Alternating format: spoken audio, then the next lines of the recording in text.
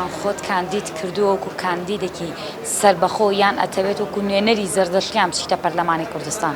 من خۆم کاندید کردووە وەکو ئاوات حسامەدین طەیب کاندیدی سەربەخۆ لە هەرێمی کوردستان نەک وەکو حزبی، چونکە من سەر بە هیچ حزبێک نیم، پەیوەندیم لەگەڵ هەموو حزبەکان باشە، تەنانەت لەگەڵ حزبە ئیسلامیەکانیش لەگەڵ هەموو لایەنەکان باشە، بەڵام ئێستا حالیەن وەکو کاندیدێکی سەربەخۆ بێلایەن بێدین تەنها بۆ خزمەتی گەل و نیشتیمانەکەم خۆم کاندید کردووە. یەکەم مرۆڤ دێت ئەنجا گەل دێت، مرۆڤ دێت ئەنجا گەل دێت، ئەنجا خاک و نیشتیمان دێت، ئەنجا دین دێت. بە شەرتێک دین دەبێت لە دەوڵەت جیاکرێتەوە، نابێتە دەخول لە هەموو بارەکانی دەوڵەت بکات. بەڕێستم هەر مقابلە کردبوو لەسەر ئەوەی کە وەکو چالاکوانێکی زەردەشتەکان گلەیت هەبوو لەوەی کە نوێنەرتان نییە لە پەرلەمان، ئێستا کە خۆت ئەچیتە پەرلەمان ئەتەوێت بی بە نوێنەری زەردەشتەکان؟ منەمێ ببم بە نوێنەری هەموو کەس. لە دەستوری بەغا تەنها سێ دین نووسراوە، چکە دەستورەکە نەگۆڕراوە بە تەواوەتی. ئێستا ئێمە لە هەرێمی کوردستان ناتوانین داین، بەڵام حکوومەتی هەرێم هەرخۆی وەکو پێکەوە ژیان کە یاسای ژمارە 5 ساڵی 2015 دەرکرد، لەگەڵ دەرکردنی یاساکە کورسی دانا بۆ دینەکان.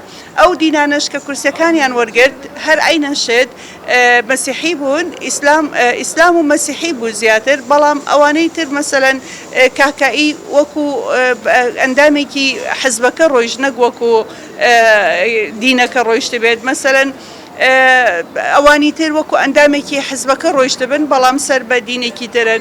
بۆیە ئێمەش وەکو بڵێنەتەوەیش تورکمانیش هەیەە تەبعاً، بەڵام ئێمە تەرجی نەکراوین لە حکوومەتی هەرێمی کوردستان و بەڕەسمی و ئێمە بەڕێوەبەری گشتیمان نییە، تەنها نوێنەرمان هەیە، نوێنەرەکەش ڕەسمی نییە، بڵێ تەنها لە ئەنجومەنی وەزیران کتابی بۆ دەرچووە.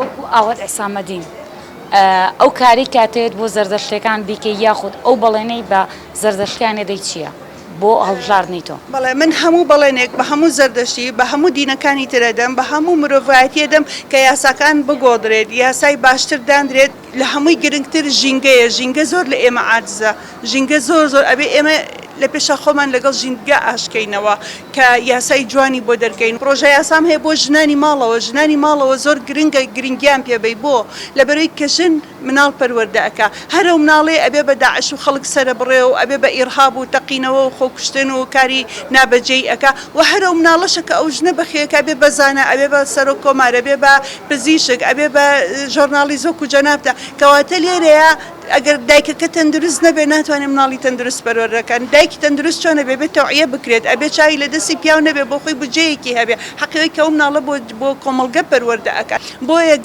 گرنگیدان بە بارودۆخی ژن، گەڕانەوەی کەلتوری خۆمان، گەڕانەوەی شوناسی خۆمان، گەڕانەوەی عادات و تەقالیدی خۆمان، زمانی خۆمان، ئەمە زۆر گرنگە. ئەنجا کەرتی پەروەردە ئەو گرنگی پێ نەدراوە بەڕاستی، یعنی ئێمە کە چوینە دەرەوە غەزبن لەسەر شانمان، غەزبن لەسەرمان ئەبووە ئێمە فێری زمانی ئەو وڵاتە بین. بۆمان هەبوو مناڵەکانمان فێری زمانی کوردیکەین، چۆن کە مای هەفتەی جارێک سەنتەرێکی کوردیمان هەبوو لەوێ فێری زمانەکەمانە کرد.